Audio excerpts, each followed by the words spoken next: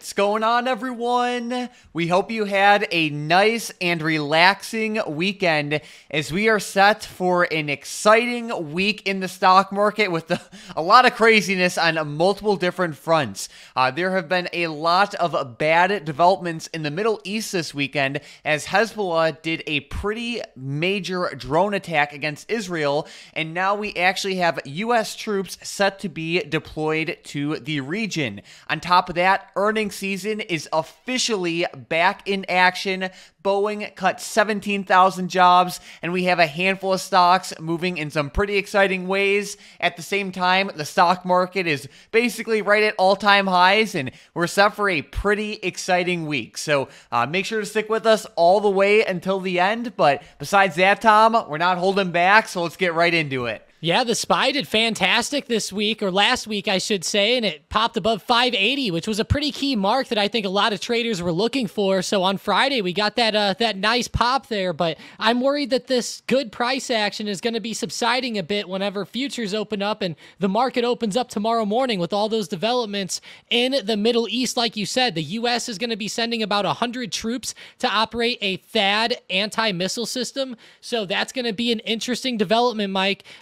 If Iran or somebody like that happens to hit that system and ends up killing some U.S. troops or injuring them, that could end up dragging us pretty deeper into this conflict, and that's my big worry with this. But it's interesting that that we're doing this, right? And maybe that sends a message to everybody like, hey, we're not messing around when it comes to this situation. And it's a very scary situation for so many different reasons, especially as it's only getting worse and worse. For example, over the weekend, Hezbollah struck Israel and injured a lot of people. Like, this is such a recent development, so there's not like an official injury count now. Some sources are saying 40 people have been injured, some are saying almost 70, and some are saying some troops have even been killed. But either way, Hezbollah did a pretty major drone attack this weekend, and it is only making the situation more intense. And just like you said, Tom, now that we're actually about to put U.S. troops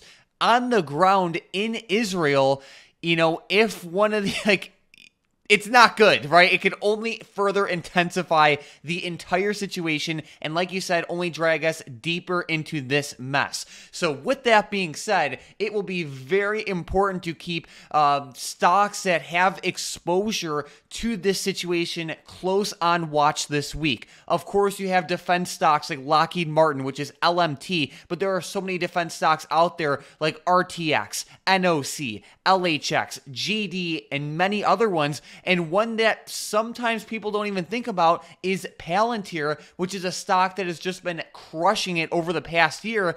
And while I love this stock for the long term, it is getting to that point where it's a little bit overbought in the short term. But again, like when you have intensifying situations like we do right now in the Middle East, and knowing that Palantir has a lot to gain just from all of the developments going on in the world right now, it makes them very important to watch because this stock moves a lot in both directions, and they're set for an exciting rest of the year. Yeah, they are, and they're right around their all-time high as well, which is around that $45 mark. You have to go pretty far back on a weekly chart, back to just after COVID, to see that all-time high up there, very close to that $45 area. So I'll definitely be watching that one very, very closely as the week goes on, Mike. But, of course, there's a bunch of other stocks that could be moving as well, like gold and silver are going to be on watch, and then, of course, the oil stocks too, right? Like, we're not going to forget about the oil stocks with the whole Middle East situation either. Even ZOM and Oxy started to pop back a little bit more last week, so I thought that was pretty good to see there. And whenever you go look at the oil stocks on a daily, like Oxy is down around recent lows, kind of touching resistance, whereas ZOM's actually been breaking out in the short term. You go to the daily, and I can't believe the breakout that they've been having here over the past couple weeks. Yeah, and it's going to be very important to watch these stocks not only just for this week, but even throughout the rest of this year, because I have a feeling that these tensions in the Middle East aren't going to really calm down anytime soon. And if we really do see a spike in oil prices, Of course, oil-related companies have a lot to gain from that, and let's not forget that we had a recent big money call trade with XOP just the other week, and the big money is still holding that position, and that's a $6.8 million trade. And XOP, while it did pull back a little bit last week, the pullback wasn't anything too crazy, and it's starting to move back up again. And I feel like this news can only further intensify the price action with this stock, so keep it very close on your radar.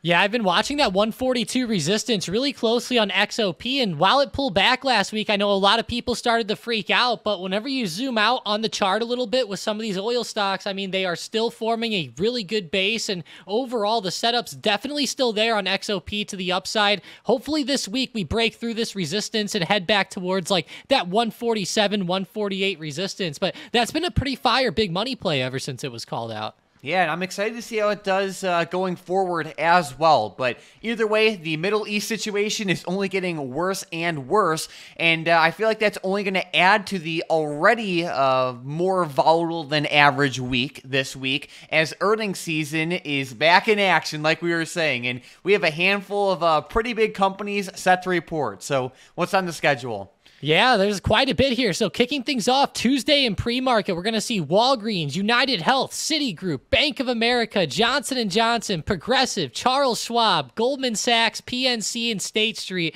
That was a huge rundown there, and we're going to have plenty more throughout the week, like United on Tuesday and after hours, and then skipping over to Thursday, we have Taiwan Semiconductors, Travelers, and even Netflix there in after hours Thursday. Personally, Mike, I think that my favorite stock reporting this week is actually going to be Taiwan Semiconductors in the tech sector, of course. One of the bigger chip stocks out there, but I'm sure a lot of people will be watching Netflix too. Yeah, you beat me to it. Netflix is going to be close on my radar because, the company has just been crushing it over the past couple of years, which is really good. At the same time, though, they're going to have to deliver some pretty, good earnings results to the point where it, wows investors enough to sustain this uptrend. Because as we all know, companies can report good earnings but have their stocks fall if the earnings don't live up to investors' expectations. So Netflix, will be close on watch because of that, but also I will have a close eye on WBA, which is Walgreens, as this company is currently at the same level it was at back in 1996. Look at the chart of this stock, Tom. What is going on with this company? And, they're getting to that point where it's like, the situation is only getting worse and worse for them. And it's like, you really hope that they could at least show some signs of turning around this mess, or at least, provide some forward, positive, guidance going forward.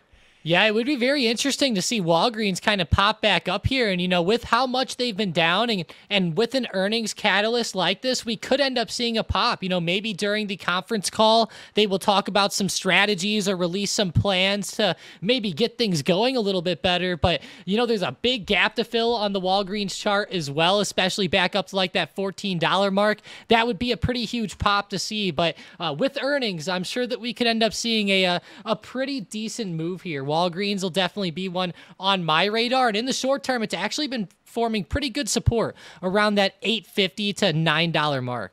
And while we're in earnings season, it's actually a great time to remind everyone about, smart trading habits, because earnings season is a pretty volatile time of the season, I guess you can say, in the sense where there are a lot of big moves in both directions. While this definitely seems exciting and everything like that in the short term, most of the time, short-term trades are not the things you will want to be doing before the earnings reports come out, because especially in the options market, market makers increase the price of the options, where over the long term, they are just something that you do not want to be buying before the event happens because they're just ridiculously overpriced. So as we look into this week, but even over the next couple of weeks, keep in mind that there's a lot of opportunity playing the move after the earnings report, not only because the options are much better deals, but you also have a lot more clarity as to which direction the stock is trending in and what sentiment is associated with the stock. For example, if let's say Walgreens just if the Walgreens situation only gets worse and worse, then that'll tell you like, okay, like the sentiment's even more bearish than it originally was. And once you have that information, you can position yourself better than you otherwise would have been able to if you were to trade before the earnings came out. On the other hand, if Walgreens crushes this quarter and, gives some positive forward-looking guidance, that can spark a shift in investor sentiment, and if the stock moves up in a momentum-filled way, that could actually cause a little bit of a rotation in positioning where maybe shorts get scared out and they take profits, and maybe even new buying pressure, like new positions, come into play. So just keep that in mind. It's better to trade the moves after. Yeah, it really is, Mike, and I think a lot of people get so stuck on buying the options before the earnings happen, and then what they do is the morning that the earnings come out, let's say, they'll sell it right away, right? Yep. And then they'll miss the next 3 to 5 day run as that stock starts to move. Now, of course, they might day trade it or something, but I see that happen a lot where they're like, darn, if I only would have just held that one longer, right? Or you could have just gotten in after, right? And then just rode it up and not had all that risk, because like you said, if the earnings don't wow, it could end up going against you pretty hard. And when it does, like whenever you do miss an earnings play in the options market, it can hurt you pretty bad, as we all know. Yeah, so like if you want to gamble, then by all means go trade options before earnings. But as you guys know, we really like to focus on smart, long-term oriented trading habits here. So remember the earnings season rules. But besides that, Tom, we do have a couple events on the calendar for the week. But honestly, earnings is the main star of the show. Yeah, it really is here. There is some retail sales on Thursday that I'm going to be keeping my eyes on. And then on Friday, there are some building permits. But for the most part, it looks like mainly earnings for this week. Maybe some initial jobless claims that come out weekly on Thursday as well. That can always move the market a little bit. But other than that, I mean, there's a couple Fed speakers. But I'm really just liking that earnings season, Mike. And of course, focusing on SPY at these new highs. Beautiful. And as we look at SPY, like you said, they are at all-time highs right now. So what do you have for us in terms of key levels and analysis for the week? Yeah, some of these levels have been great. They've been seeing great bounces in the short term. If we see SPY really rip above that 580 mark, that's going to be the main resistance to look for. There was a bit of a double top there from Friday. Once we're past that, SPY is going to be in no man's land. It really just depends on how much momentum is hitting the market and how many of those tech stocks are flying. If we do drop, I'm watching the 578, 575, and 573 supports. Of course, there's a couple others like 570 and 568 underneath as well, but I think we'll have to drop quite a bit to hit some of those. The main thing is really watching that 580 resistance here. We need to see a good break. Yeah, the Bulls have been running the show, especially right ahead of this election. So keep in mind, investor sentiment is mainly bullish. Like Tom said, we do have a couple important levels overhead, but if we break those, SPY's in no man's land, which will get pretty exciting. But good stuff there.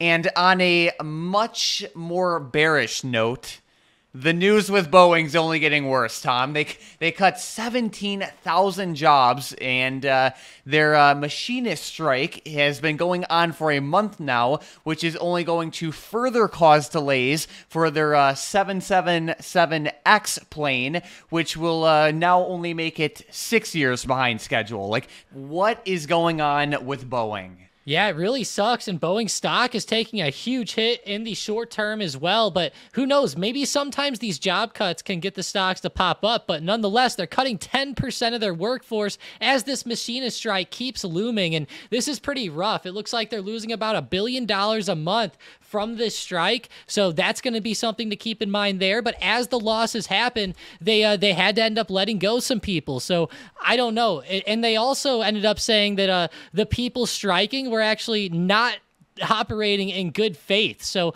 I thought that was interesting too. But whenever I start to look at this situation deeply, Mike, Boeing's been in trouble for a little while. As we know, they've had negative headline after negative headline. They've delayed this plane 6 years now. You know, they have to cut some jobs finally. And you go look at their stock on the daily chart, and it's definitely performed in a negative way here so far this year. Now it is starting to base a little bit around support maybe, but nonetheless, this is some pretty negative news to hear. Once again with Boeing, anytime a company cuts 10% of its workforce, that's a pretty bad sign. This stock is falling from the heavens. When you look at the stock just on a yearly basis, it looks bad, but when you zoom out, it looks a whole lot worse. Like, I remember back in 2019, this stock was trading for like $450 a share, and now we're down to $150, and the news is just getting worse and worse by the day. So as we look at Boeing stock, you know, the investor sentiment is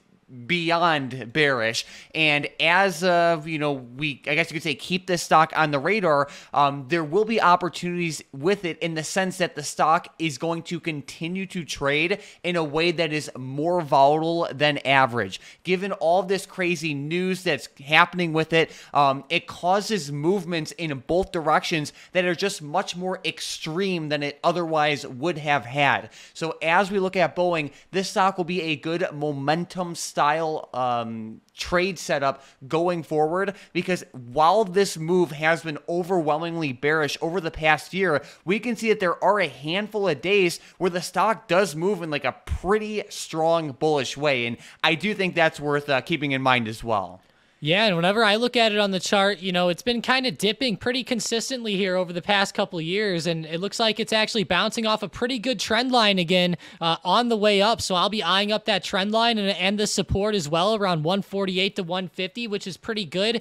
Maybe we'll actually see the job cuts start to make Boeing stock pop up a little in the short term as they maybe try to navigate some of these losses. But nonetheless, Boeing's an interesting stock, Mike, and anytime you have a headline like that with such a large company, it's definitely something to look out for. And of course, Boeing is in the defense sector too, but it's just not the main part of their business. They do actually make a lot of planes and stuff like that the military uses, but they're not having the type of success that like RTX or Lockheed's having in the overall business, we'll say. I'll say it's like almost the exact opposite, honestly, especially over the past year. It has just been brutal, while Lockheed Martin is I don't know what they're doing, but they're having a hell of a year, we'll put it that way, between everything going on in the Middle East, everything going on in Europe and Ukraine and that whole situation, and even in Asia, not only with China and Taiwan, but there was even some news with North Korea lately with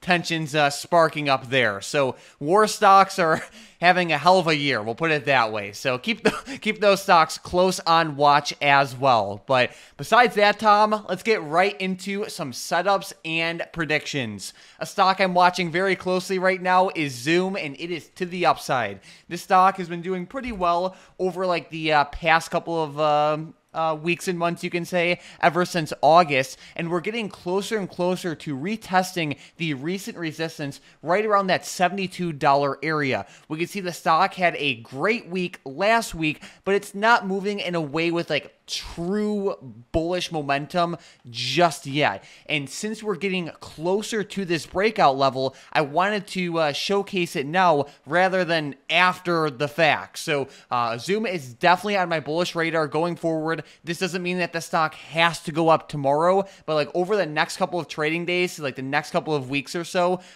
this breakout will be close on my radar. Yeah, mine too, Mike. I mean, Zoom is a pretty crazy stock. Whenever you see it ripping in the way that it has been, it definitely has to be on watch, and it's been down for a long time. So I still think that there's definitely room to go. With my first play, I'm actually looking at Wells Fargo to the upside. And Mike, we talked about some of these earnings plays and moves, playing them maybe after they happen. I am watching the bank stocks for a bit of a continuation here. On Monday, there's not really going to be very many bank stocks reporting, of course. Tuesday is where they all start to really pick up. So whenever we start to see, I would say, Wells Fargo open up Monday morning, if we see a good pop back above that $62 resistance, I'm just going to keep watching the banks for a short-term recovery off of those earnings. It's not like I'm looking at banks for like the next few months or anything. It's definitely more of a short-term continuation play. All right, sounds great. And yeah, like you said, those bank stocks have been moving with some pretty good momentum in the short term. So I will keep them close on watch as well. But another stock that's definitely on my radar is Celsius, which is ticker symbol CELH. This stock is very oversold, and it started to show some very good signs of a change in sentiment and positioning. The stock has been downtrending in a very consistent way ever since May of this year, and it is trying to change that. We could see on Wednesday and Thursday of last week there was a lot of bullish momentum that flowed into this stock, and while there was a pullback on Friday, I don't necessarily see this as like the end of the world given how much the stock popped up by in percentage terms, at least last week, especially on Wednesday and Thursday. So regardless, Celsius is definitely on my bullish radar for this week. I really like the reward to risk setup with this play, and while this stock does move in a momentum-filled way that presents good day trade opportunities, I also think it even has that swing potential as long as someone was willing to, if they're trading options, buy options that have, a reasonable amount of time. Like, of course, trading weekly options is certainly not enough time, but, maybe something like, 3 to like 6 weeks out would be like that sweet spot.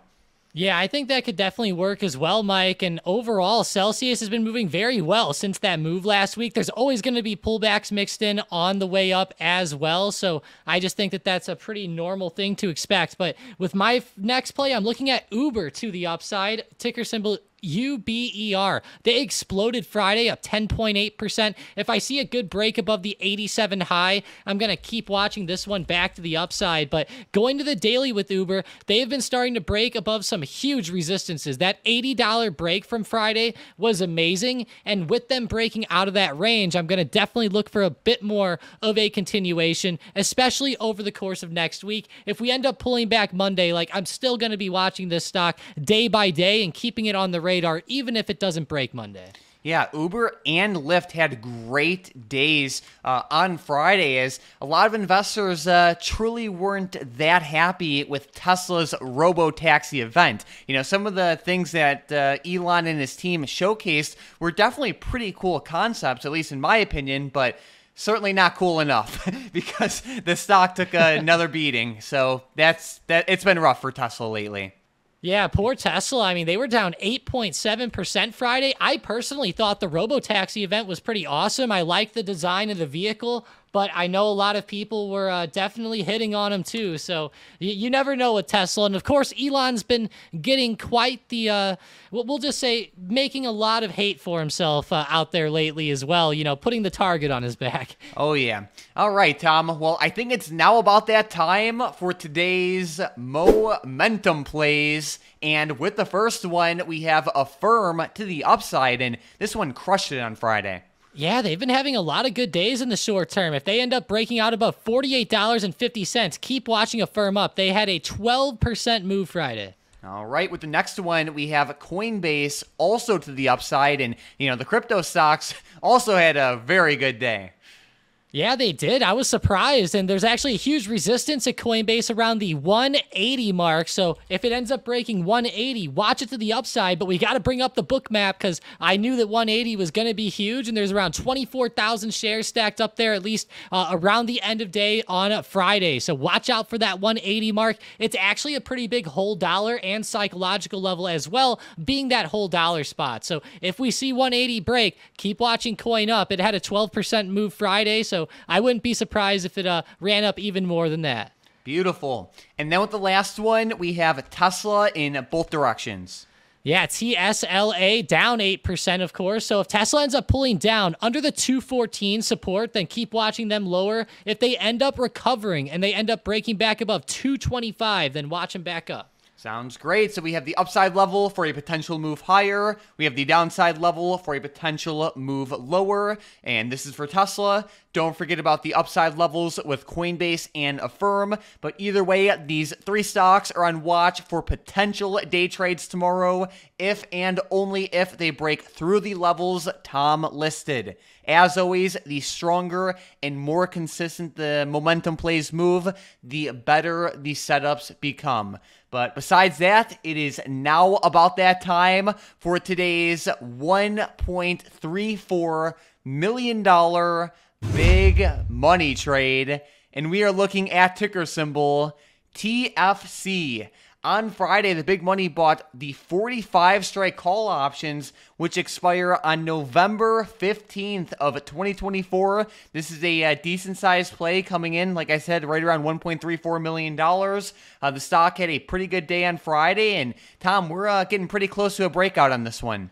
Yeah, we are. TFC has been consolidating quite a bit here on the chart. There's been some good support bounces around that $40 to $41 mark, and it's been kind of channeling here. With that move on Friday, it's kind of getting back towards the middle of the channel, pointing towards that upper range. And, you know, with the banks having good reports so far, especially JP Morgan anyways, that's definitely given a bit of a boost to the banks in the short term, as we already mentioned throughout the video. So there's $1.3 million in this play. There's also not too much time either. It has about a month to it, which I thought was very interesting, right? Maybe they're just looking for like a quick 1 week pop up into that resistance, or maybe just slightly above, and looking to take some profits there on maybe some of these bank earnings. But I will say one slight risk with this is that there is some banks reporting Tuesday morning, so that could end up playing a bit of a role here.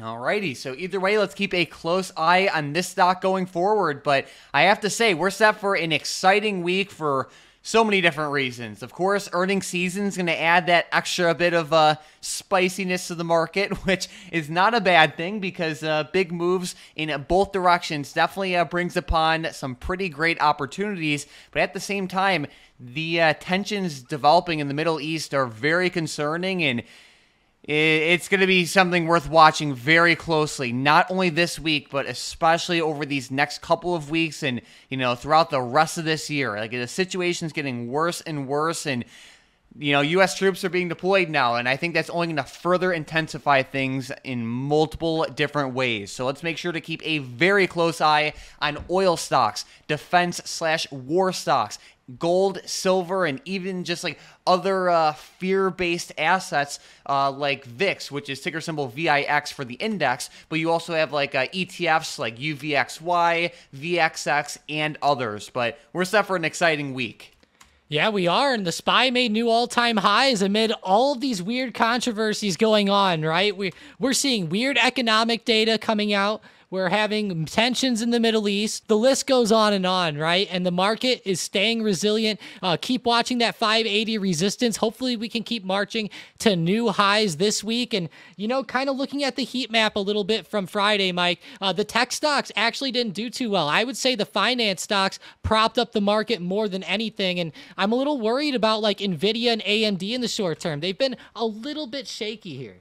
Yeah, absolutely. And as we all know, the big tech stocks have a heavier weighting on the market than any other stocks out there. And realistically, they basically run the show. So what big tech stocks are doing basically controls what the rest of the market does. So I think it is interesting how they were a little bit weak, and I'm not too surprised about this given how much they are already up on the year, where when we have all of these somewhat scary situations developing all around the world, and we have a crucial election in very soon, it makes a lot of sense to see some profit taking with these types of stocks. So yeah, it's going to be an exciting week, no doubt about that. If you guys are into short-term trading and you haven't already joined the Stocked Up trading floor, definitely check it out. It'll be that first link in the description, in the comments down below. You get access to all of our custom bots, our weekly live events. You could chat with Tom and myself all day long, access the multi-million-dollar big money trades,